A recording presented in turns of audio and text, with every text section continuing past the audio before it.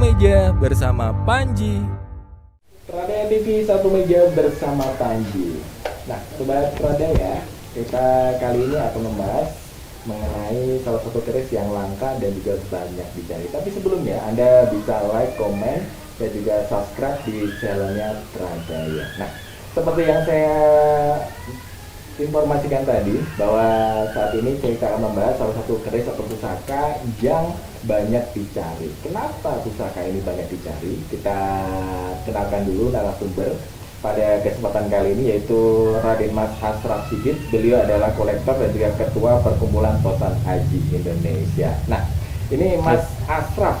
Nah, kenapa keris Om Yang Jimbe ini banyak dicari dan juga banyak diburu?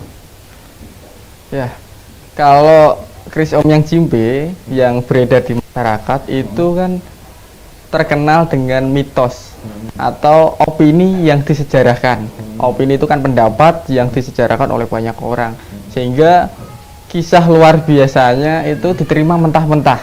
Contohnya, kepercayaan orang-orang terhadap cerita itu kan gini: Om Yang Jimbe dapat menambah beras. Betul. Nah, dapat menggandakan uang dan lain sebagainya. Konsepnya kan lampu. Konsepnya kan kayak apa ya? Luar biasa sekali gitu. Tapi pada kenyataannya yang terjadi atau yang diharapkan bukan masalah penggandaan, tapi apa ya? Kerezekian yang difilosofiskan dalam hal tersebut atau kejadian tersebut. Jadi bukan semata-mata kejadian itu nyata gitu. Nah, saya sering tekankan bahwasanya kalau mencari keris Om Yang Jimbe jangan semata-mata karena trik-triknya atau secara fisiknya, dari menambah beras, memadamkan lampu atau apapun itu terlalu berisiko. Dalam arti ujung-ujungnya ketika digunakan, misalnya saya punya keris, saya tunjukkan ini caranya gini dan bisa, dan ya bisa dibilang menggunakan trik tertentu. Tapi ketika sudah berada di Mas Panji, bingung cara penggunaannya gimana ini.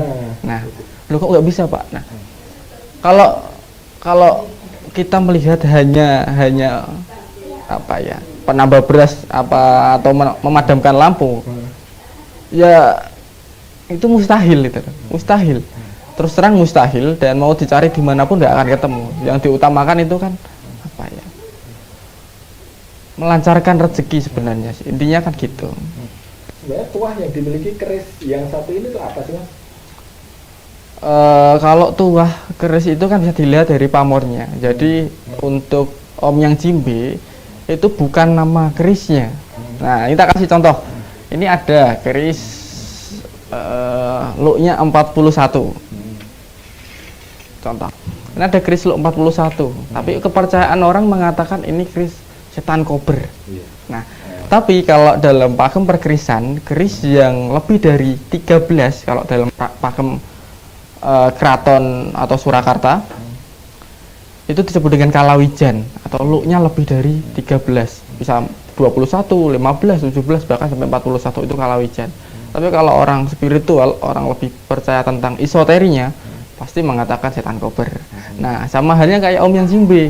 Om Yang Jimbe itu ada yang mengatakan makhluk yang menghuni dalam suatu bendanya, ada yang mengatakan empu yang membuatnya, ada yang mengatakan tuyul dan lain sebagainya. Bukan. Om Yang Jimbe itu ya, kita balik lagi apa yang saya katakan pada awalnya, yang mana keris Om Yang Jimbe itu terkenal karena opini yang disejarahkan. Seperti itu. Saya juga membaca beberapa literatur kuno versi Jawa tentang sejarah dari perkerisan ini, terutama kan ada banyak di Serat Sentini gitu kan. Enggak, betul sekali. Yang digambarkan bahwa Om Yang Jimbe ini mempunyai dapur-dapur yang istilahnya khusus gitu kan. Nah, kita juga tahu bahwa zaman dahulu katanya keris yang mempunyai dapur putut kembar ini bisa disebut Om Yang Jimbe. Apakah semuanya harus seperti itu? Tidak, karena keris putut sendiri gini ya, ini kebetulan ada.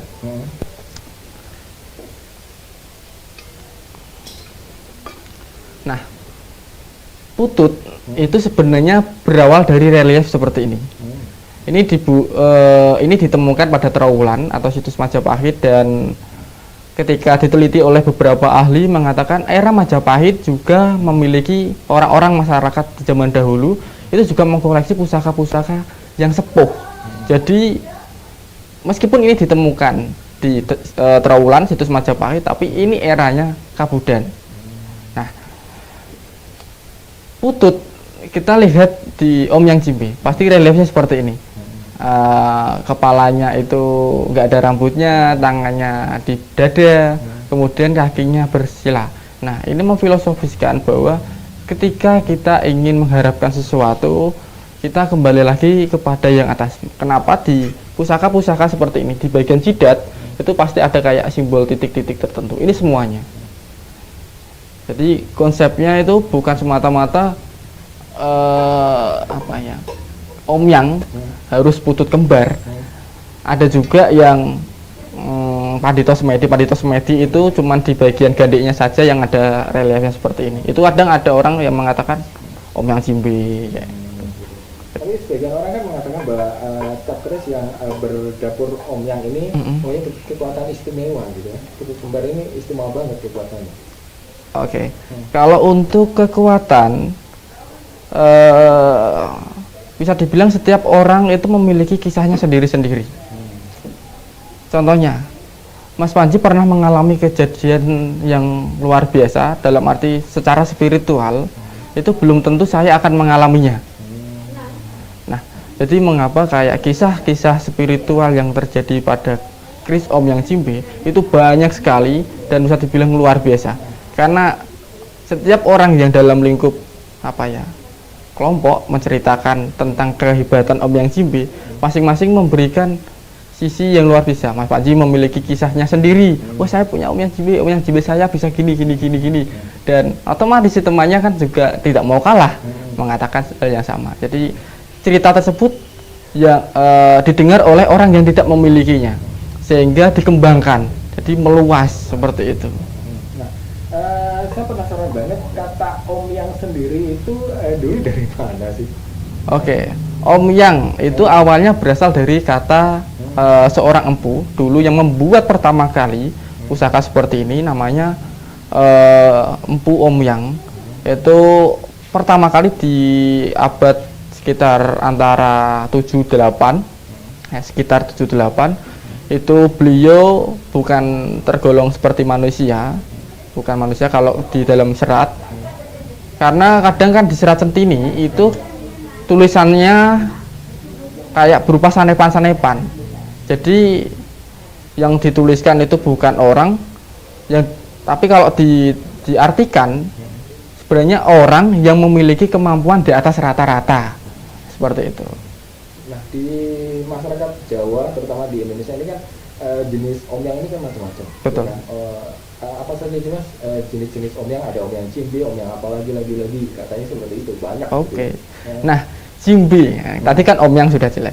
Kalau Jimbe itu kodamnya, dalam arti sisi gaibnya. Nah, ada kan Omyang Jimbe. Nah, Jimbe itu seorang raksasa. Jimbe itu artinya raksasa.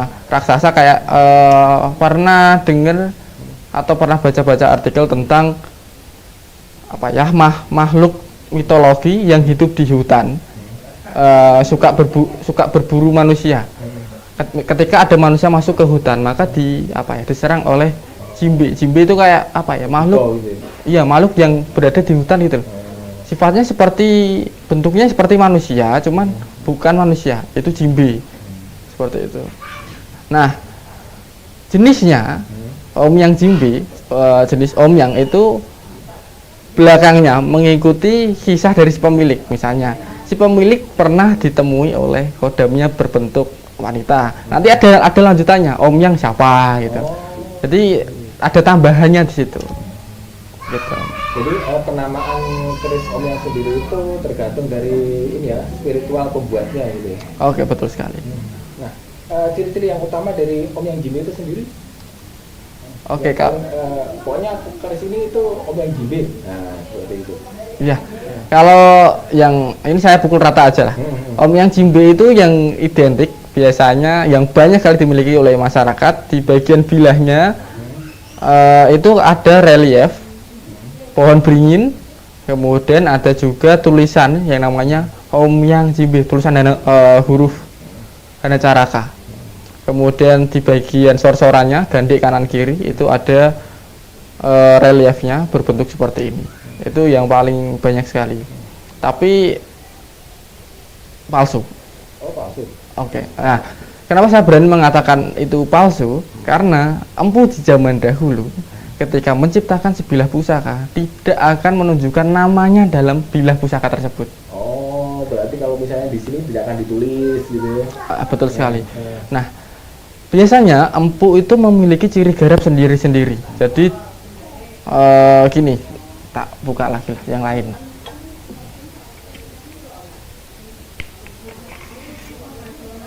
Nah, seperti ini.